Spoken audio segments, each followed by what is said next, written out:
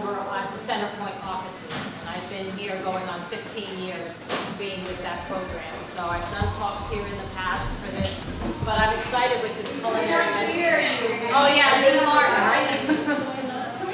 There's music. Oh, there is. Sorry. I think it's going to be. Let me know you need to. So I'm going to touch a little bit about fats, all about fats in the diet, and give you a little bit of background, just some tips, and again, just to expand the knowledge of the fats in the diet, which out there's a lot of information, and I know it can get really confusing. So even though when I put this together, like which direction do you go? The bottom line is it's just making the best choices, and, weighing and measuring, and making sure that it is part of a complete healthy diet. We do need fats, and with that, I'll just go ahead and see what the role of fat is in our diet. We do need it. Okay, everybody needs dietary fats. It is part of our helping us make energy, absorb nutrients, absorb vitamins. It helps make certain hormones in the body. It helps keeps us warm. It's our insulation, going back to the Neanderthal days. We need to do that as well. So those are actually some of the roles of fat in the body. I didn't put it here because it's not so much a body role function, but fats also add flavor and texture to foods and meals as well when you're cooking. So that's another aspect of why people do add fats to their foods for flavor. But as a function, we certainly do need fats as a whole for everybody. So I'm kind of going to break it down to what the actual different kinds of fats. And you guys probably have seen this before, and with the new nutrition label and how they try to differentiate the different types of fats.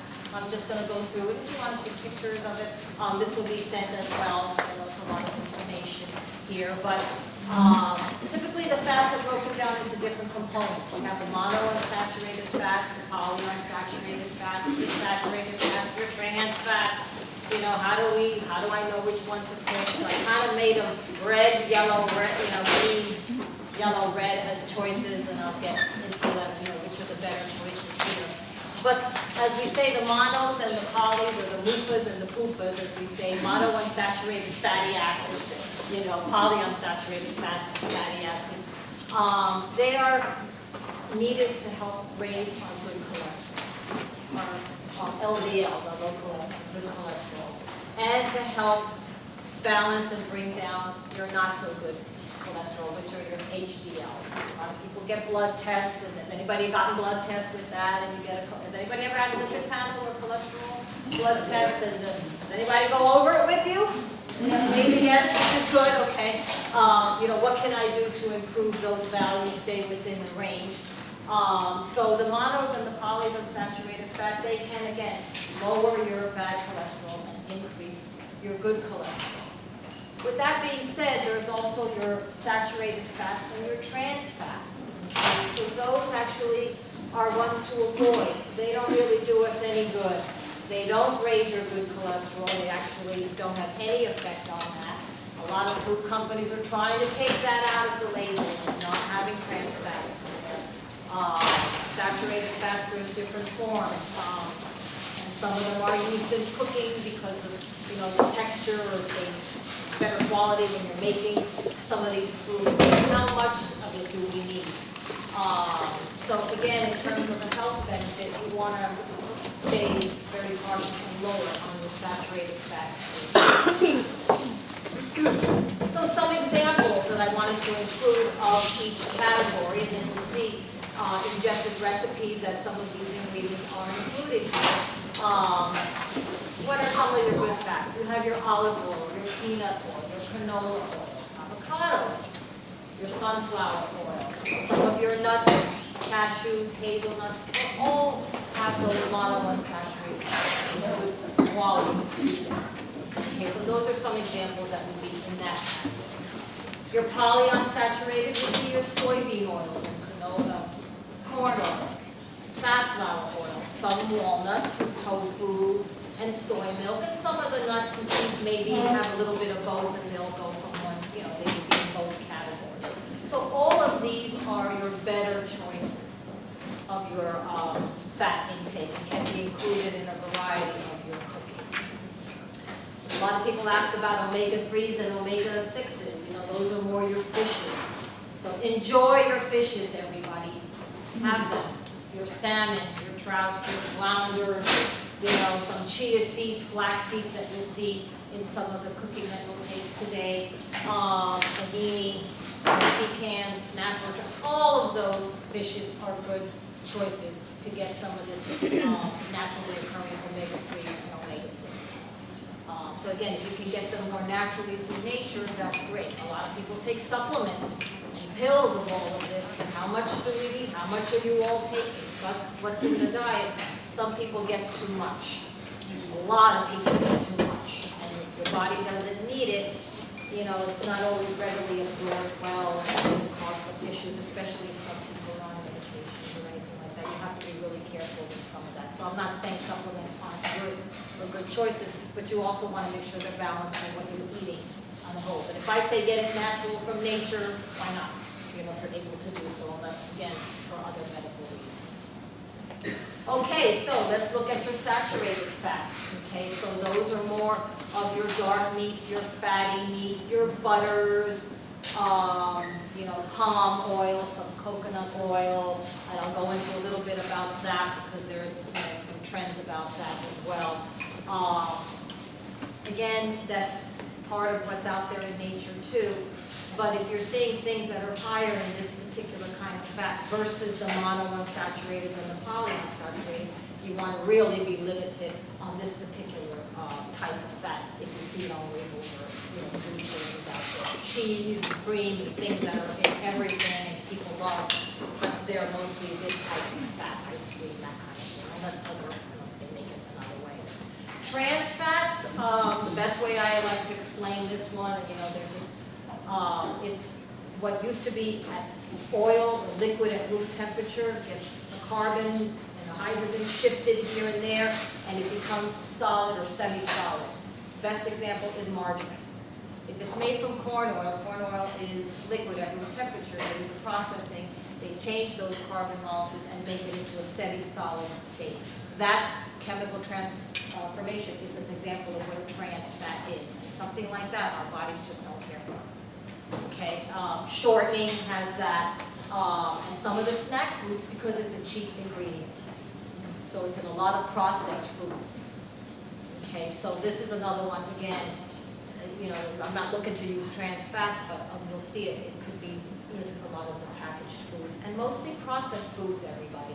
A lot, you know, I'm not going to worry about the fish and a piece of salmon and all of that, but it's the cookies, the crackers, the cakes, and all the stuff that we love that tend to be a little bit more loaded on these types of ingredients. So again, we have to just be careful and be wise in our choices and use moderation. So you're trying to get the best from all the calories that you're taking in. So some things here from the dietary guidelines of where the fat is distributed in the United States. You know, a lot of it's in mixed dishes, snacks, and, you know, sweets. You know, heavy meat, you know, people who have a high intake of meat. So a lot of literature now is going towards more plant-based diets, which, you know, okay, the Mediterranean diet, but more plant-based. But you want to just shift your choices and have more of the good monounsaturated and polyunsaturated foods and choices and less of the saturated fats. But if we're using a lot of sweets and, you know, candies and processed foods and all, you know, snacks and processed foods, you know, that's where this country is, you know, most high in the snacking and, you know, industry and the intake of those kind of foods. So we want to just change that. Where people are getting their saturated fats from ages, looking at men and women through the age span. So it's interesting, you know, when the babies, you know, men and women, when you're younger, yes, we need a little bit more fat, the good fat for growth. But as you get older, we really don't need it as much. And as babies, you know, you're not in control of what you're taking in. You know, it's your mom, or breastfeeding and all of that. But as you get older, we have a choice to make. Okay, so as we get older, you know, and I'm glad to see that maybe it's not as high because of all the education that's out there, but we can do more work getting more plant-based, getting more fresh fruits and vegetables, lean meats, lean fishes, and an occasional nuts, almost like the Mediterranean diet, which is very, becoming more and more popular. Some other facts, it has more calories than your protein and your carbohydrate. It is a macronutrient. We do, like I said, we do need it, but it's the highest of the other. The others have 4 calories per gram, this has 9. Okay, and again, a lot of processed foods, saturated fat is the worst offender out of all of them. Okay, trans fat, depending on the type of oils and butters, saturated fat is more readily found. Another thing that I mentioned in our weight management classes, all that good stuff being said about the good fats and the oils, those are calories. They still are higher in calories, and you cannot just have whatever you want. And then what happens is you end up gaining weight with that. So you must measure and look at portions of these type of fats, even if they are good fats. And that's sometimes people that come to our program or know, like, well, I thought almonds were really good. I'm having a lot of them, but are you staying to the serving size of about, 13 to 15? Or are we having a whole bag from Costco? While we're watching TV, and all of a sudden, I'm getting too much of a good thing. So again, they do add up for everybody, so you want to make sure that you're measuring or at least looking at that label. Notice it gets a little busy here, but just a little bit on the difference between the coconut and the MCT oil, which is your medium chain triglyceride oils that are out there, all the fats for those on the ketogenic diet. I got a little bit worried. They're just saying what the carbons and how many carbons that those oils have. Coconut oil is very popular, but it is a saturated, it's one of those saturated fats, and a lot of studies are out there, depending which company you look at. Even I'm looking at it, and I'm like, this is the greatest thing since water, but it's the company that might be selling it. However, there are some good properties. Coconut oil for the skin, and maybe for dryness. Does it lower your cholesterol, help with heart disease if you don't already have it? If somebody has heart disease already or very high cholesterol, I would not be recommending to add these types of fats if you already compromised in some way. Your medium chain triglycerides, the reason they're so popular is because they're a shorter chain. Your liver can absorb it and process it a lot faster. It gets used quicker. Thus, everybody feels more energetic and satiated and less taxing on your organs. But the jury still has to be out. And according to the Academy of Nutrition and Dietetics, which represents dietitians, they are not advocating triglyceride. At the bottom line, I'm like, okay, there's not enough evidence out there to support go ahead and using a lot of this. So again, be mindful of the ads and the things that you see, and what else is encompassing your diet before we all start going and taking mega doses of this, which can lead to bloating and diarrhea and gas and other GI issues, because your body's not meant to take all of that and probably the quantity that people are taking. There are some studies or research that I read, like what are the safe levels? But again, you want to be mindful and just ask your doctors again. I'm not sure people are on medications or have other issues, but just to be careful with what the latest fad is. If you're on a keto diet, that's one aspect of it, weight loss there, but again, there's a lot more factors before we just start switching everything and going into this particular of oils. Some of them are tasteless, some of them have a strong smell. The coconut oil may be used in some cooking to enhance flavoring, that kind of thing. But the amounts and all of that, again, you want to be very, very careful with. So which one do I choose? How do I know? Great, you told me all of this, what do I choose? So I kind of put it at the stoplight here. Green meaning go, your monounsaturated fatty acids are the best ones. Okay. Oh, sorry, you can't see what the polyunsaturated fats, fine, but in moderation. Really all of it in moderation, quite honestly. And of course the red there is your saturated and trans fat that I would avoid. More fruits and vegetables, fresh, lean meats and chicken, things that are not as processed would be the lowest, the best examples of items that are low in those particular categories. So maybe think about does anybody look at the label? Who looks at the label of fat intake?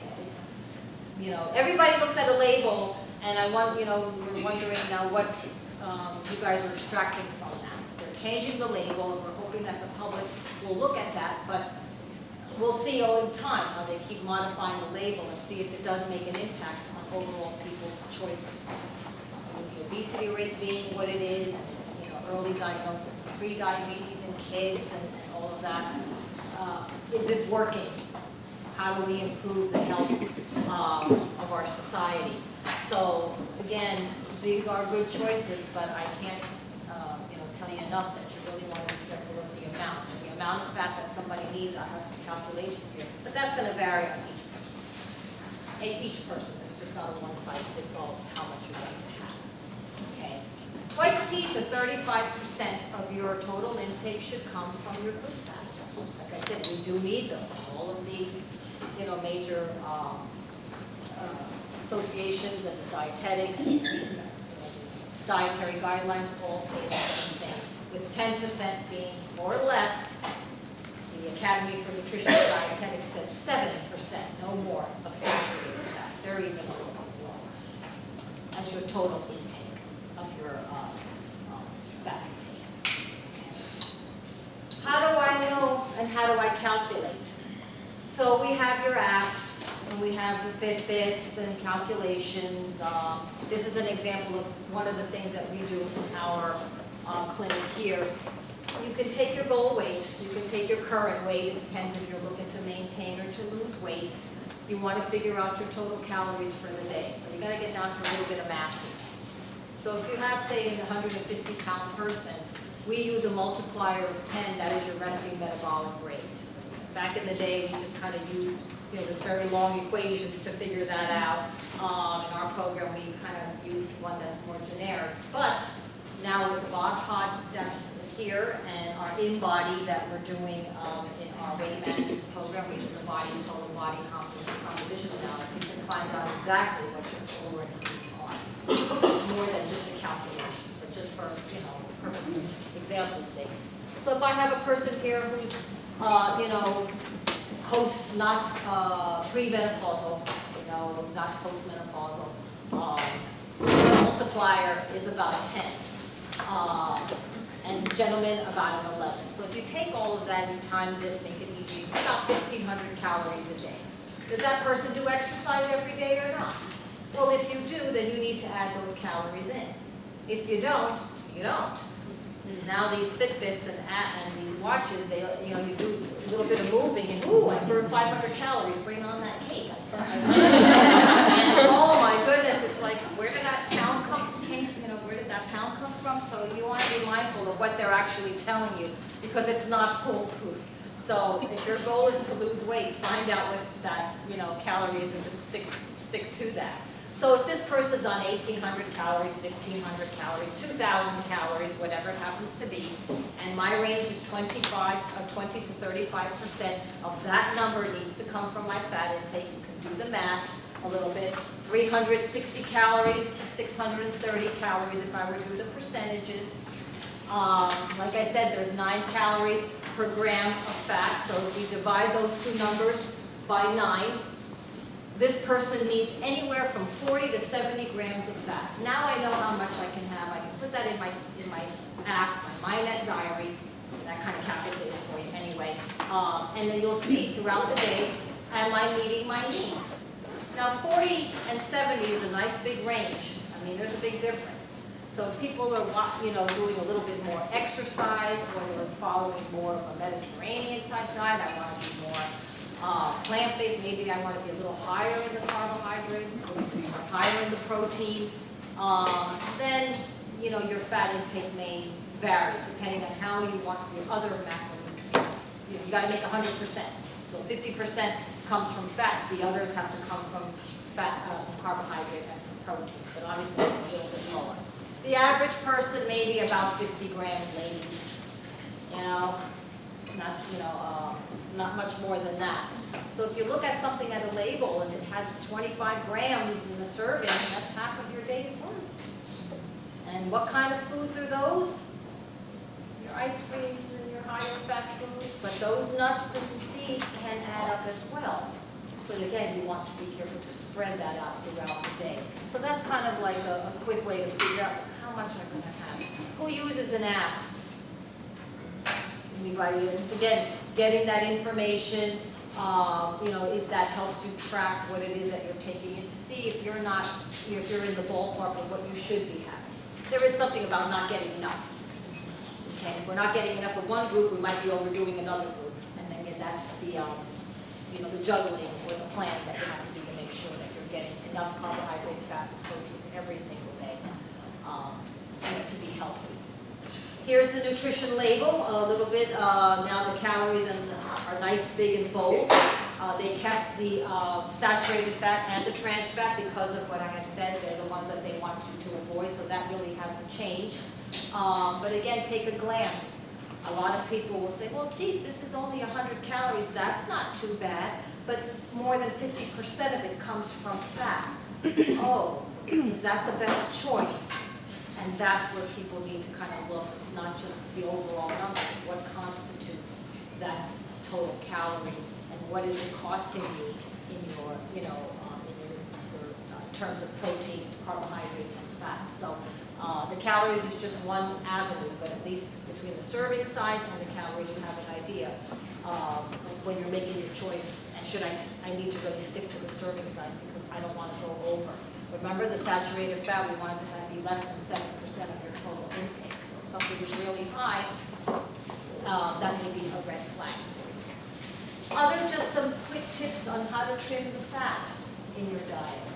Using more lean fish and chicken, taking the skin off the chicken, maybe, baking, roasting a little bit more. There's lots of different things here that you can do. The type of cooking that you do. We have air fryers and all sorts of, other methods that I don't need to use so much fat, especially if it's, more than what you need for the day. Snacking smart, maybe choosing more fruits and vegetables. If you're going to use nuts and seeds, great. Everybody measures them out, and that's what you're going to be using as your snack and as a guide of measurement, so you don't overdo anything. It said the calories here may add up a lot. So, yes. The last slide. Yeah. 7 grams. No, this is saturated fat. a trans fat, right. And trans fat is 0, and total fat is 8. Does that mean there's 7 grams of monosaturated fat? Yeah, there could be some in there, but right now they took all of that out because remember they used to have it all there because that's not what people need to worry about. This is what they need to worry about, and everybody's eyeballs were just like, oh my gosh, this is too much. So why don't we just put on the nutrition label what we want people to focus on?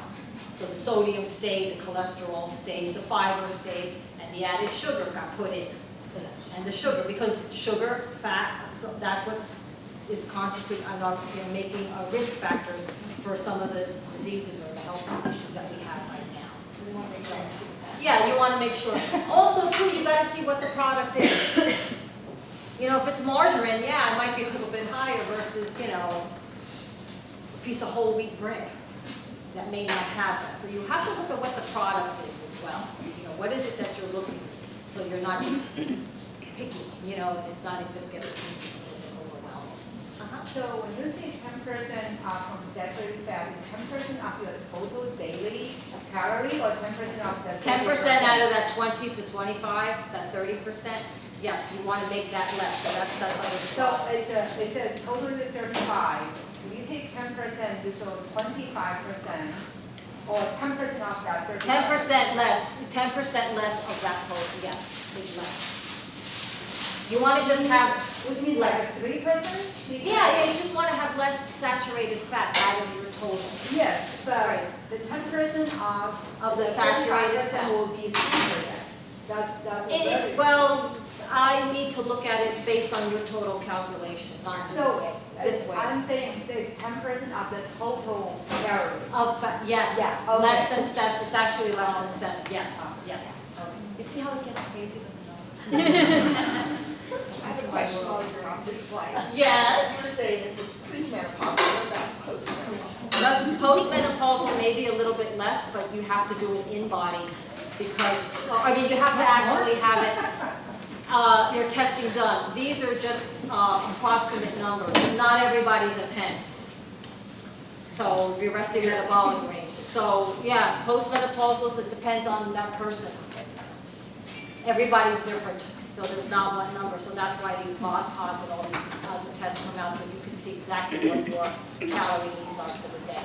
Because we used to do this kind of years back, but if you really want to look at somebody, you have to do calculations to figure out what that person is. Yeah. Some people may have a health issues from way back.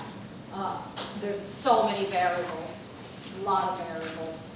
So some people think, oh, I don't need as many calories to maintain my weight. Sometimes it's very low. I'm like, oh my goodness, what do I need to do to lose? You need to exercise. You can't cut out, you can only cut out so many calories. People have to move, no matter how they try to negotiate that. So I move on my Fitbit, you know, I got 100 extra calories, boom, I'm ready to go, but that's not necessarily the case. So that's why with all this new technology, you can find out exactly how many calories you need, and that's actually much better. So, Do you have any yeah. suggestions on farm-raised seafood? Because we have no control over what the fish is fed with.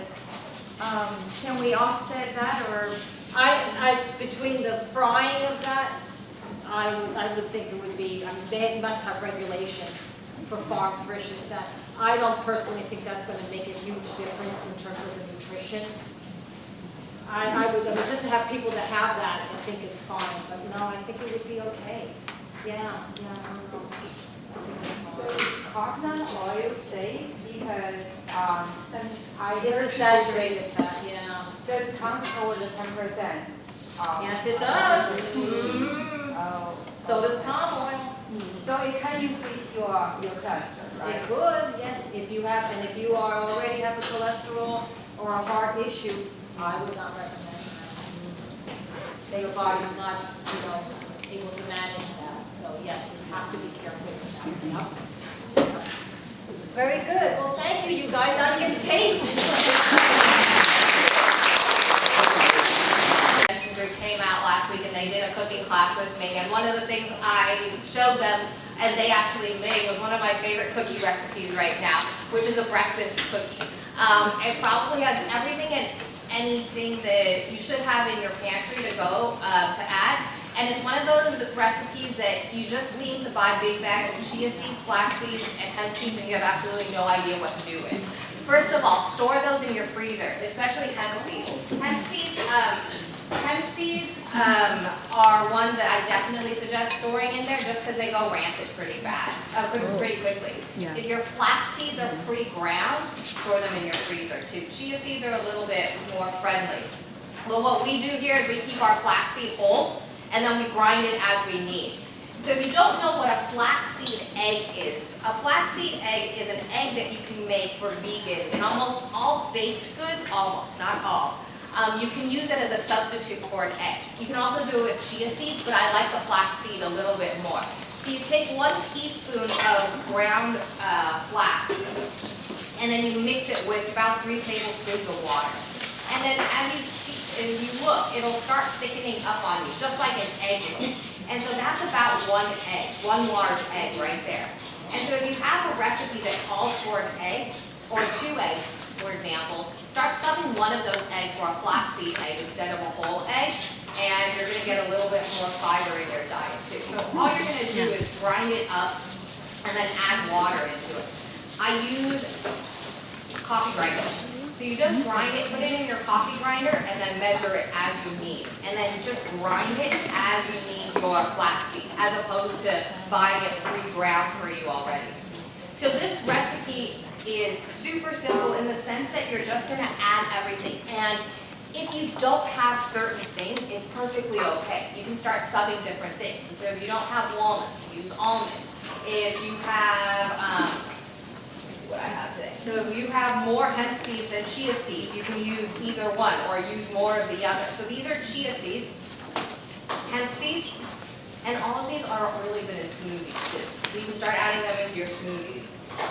And then I have almond flour, which is almond meal. It doesn't have to be the white, pure white stuff that we use for macaroons.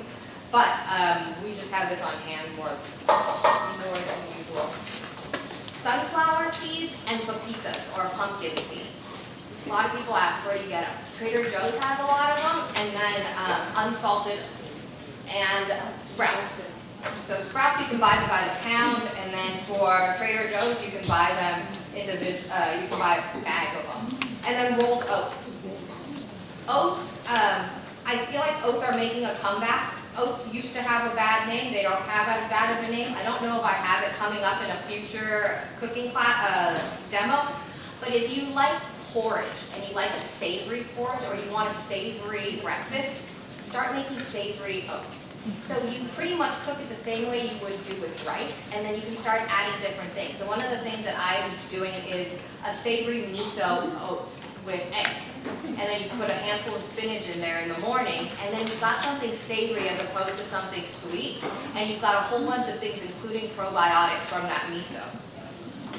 And just to make it a little bit healthier, chocolate chips. Deep fried chocolate chips. And then cinnamon for that sweetness. And then cranberries. If I were at home doing this, or if you're doing it for a smaller group, if you're doing it for yourself, try using dried blueberries. Dried blueberries are really, really, really good, and they just have that much more antioxidant in it. And then walnuts. So I'm just going to give them a rough chop. You can put them in a food processor if you want, but nuts are one of those things that we tend to buy a lot of in bulk, and we don't usually use all of them. These definitely need to stay in the freezer. They really do go bad. Nuts start getting very rancid pretty quickly, especially walnuts, and you don't know how long they've been around for, so you want to make sure you add that. For you today, I use, Trader Joe's actually has a good maple and agave mix. Maple syrup can get really expensive, but maple syrup is one of the better substitutes for sugar that we use. And so you can use honey, but honey tends to be a little bit sweeter than all of these guys, and so I'll use a little less honey. But what I like is to use this mix of agave and I have a little bit of maple syrup. And if you want, go for the full maple, go for all maple syrup too. How do you know when a nut has gone rancid? You can taste it. You can actually, it tastes bad. Like, it tastes like a bad nut. The way that you can save it is if you toast it a little bit. Sometimes that'll help it, but when it goes bad, it actually tastes pretty bad. So I'm going to add a little bit of honey. I'm not going to add the whole half cup. Do you put them in your freezer or refrigerator? Freezer. And then peanut butter. So you don't have to, go for it.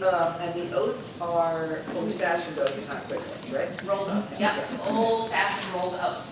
You can use quick oats if you have them around, there's nothing wrong with it. You might just need less binder, like these binders that are in here. So I'm gonna add peanut butter, but you can use any kind of butter there is out there. So you can use almond butter, you can use, another one you can use is tahini. So if you wanted, you could even use tahini instead, which is sesame. And you can add sesame oil, sesame seeds in there too if you want. And then your flaxseed egg. So if you look, it looks like an egg. It's got the consistency of an egg ready to go. Yeah. Mix that all up.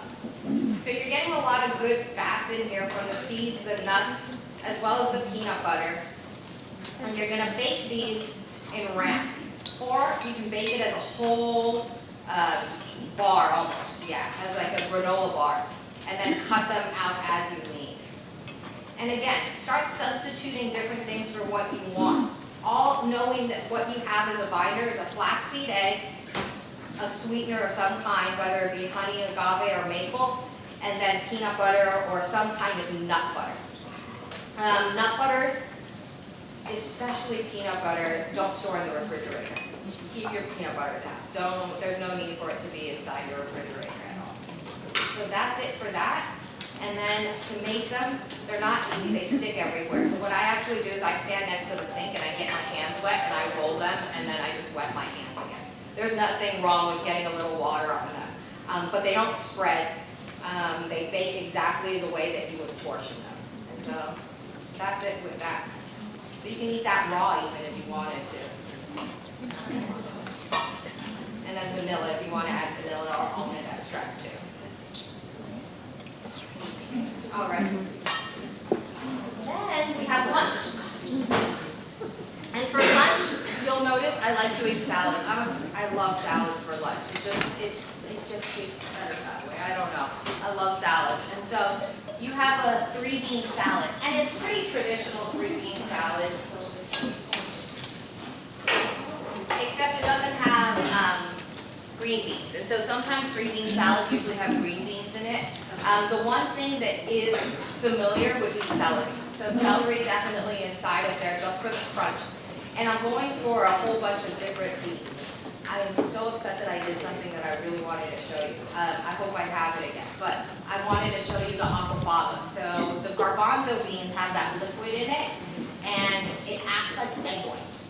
So if you ever need egg whites in anything, you can take a can of garbanzo beans and dump it out, and that extra liquid, you can actually whip up, and it whips up like a meringue, and so it's white and fluffy.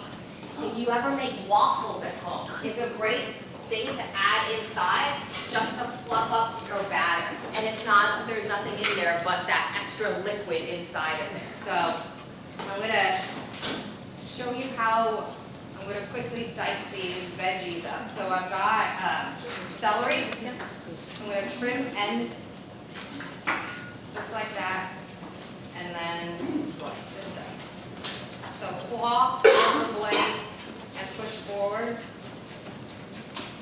And I'm going to add all of these great things inside. If you wanted, you could also add carrots. I write recipes based on what I eat, and I don't eat carrots, so sorry. You won't find many carrots inside my recipes. In a soup maybe, but nothing else. And then cucumber. I like Persian cucumbers just because you can eat the skin easier than the other ones. There's nothing wrong with eating an American cucumber or the skin of like an English cucumber, but English cucumbers can get pricey. We just have a lot of great access to Persian cucumbers, and so I like using them. So I'm just going to dice that guy up too. And you can do this inside a jar. So you can actually layer this, and what you would do is you would put all the beans and all this section on the bottom of the jar, and then pour a little bit of the dressing on top, and then top it with your handful of lettuce. Put it inside a jar, and then when you're at work, just give it a shake. So what you always want to do is you want to keep the heavy stuff on the bottom of the jar, and then a little bit of dressing, and then the light stuff, so your greens. And we've got cherry tomatoes and parsley. So I'm going to shave off a little parsley. Like that. And then give it a good chop. And then I'm going to make a salad dressing out of this. So, for the salad dressing, it's a citrus dressing. Citrus has a tendency to just vary in strength. You just never know if you're going to get a strong lime, lemon. Oranges are pretty strong usually. So what I like to do is I'll actually use the zest to make the dressing too. So I use a food processor. You don't have to use a food processor. You know, jars are really great for this too. But what I'll do is I'll actually zest the outside of a lime, lemon, and a little bit of the orange. Not too much of the orange, just to give it that extra flavor. So we're going to add a little bit of zest. A little bit of lemon. And this is one of those things, if you use a lot of citrus at home, just start zesting it and freezing it. The zest actually freezes really well. So I'm going to add a little bit of orange.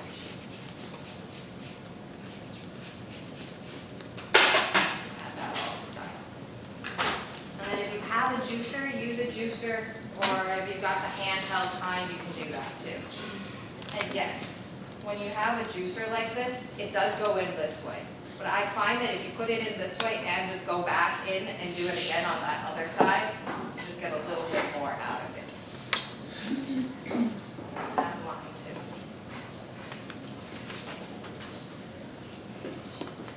And if you feel like your lime or orange or lemon isn't squishy or it isn't juicy enough, you can put it in your microwave.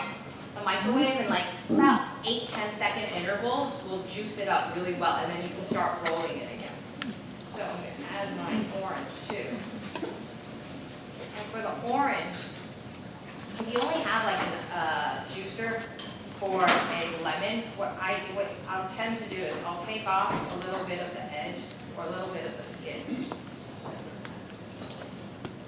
And then cut it in half. And then juice it. And then I'll put it in there. And that way it fits. And then we're getting everything in.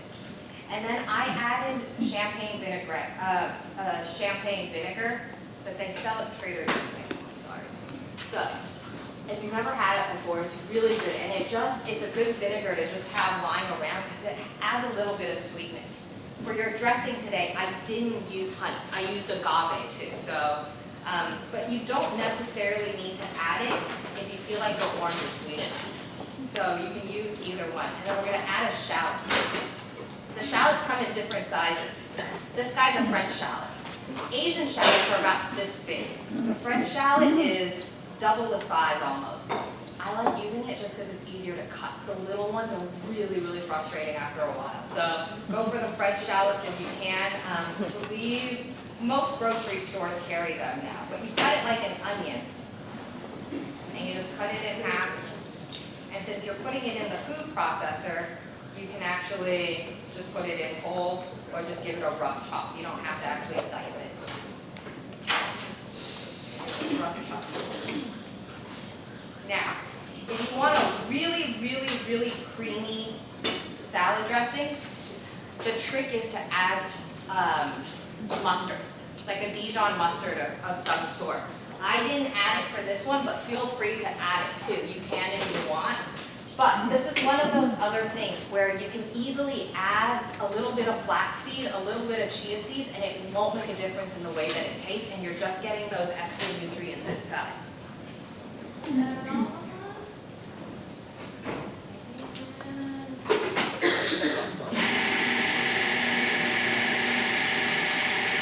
then I'll start adding oil.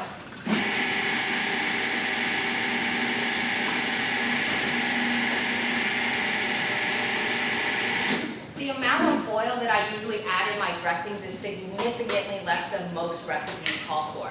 Usually it's a 3 to 1, 3 oil, 1 vinegar. I do it almost the opposite. I'll do about a 2 to 3. So 2 parts oil, 3 parts vinegar or citrus of some sort. And then you're just going to toss that all together and you're good to go. And again, this stores pretty well. Bring it, you can probably store it for a good 3 days. If you're really worried, keep the parsley out because that'll wilt a little bit more, but everything else can stay in there. And then you're ready to go.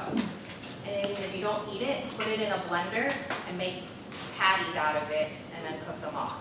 And there's something you can do with all of that. Don't let it go to waste. All right, so quinoa and the cakes. I'm going to go for the salmon cakes first because I heard a lot of questions about fish. Monterey Watch has the best information on where to buy fish, what fish to buy. So I was the one person that you would hear say, don't buy tilapia, don't buy tilapia, don't buy tilapia. I have changed slightly on that because of Costco. Costco does a lot on fish, and they do a lot of research on fish, and they control what they buy. And so if you want to buy fish, what I say is go to Costco. For example, their salmon that they have. Yeah, they might have farmed salmon, but their farmed salmon is from Norway. And in Norway, it's illegal to use antibiotics.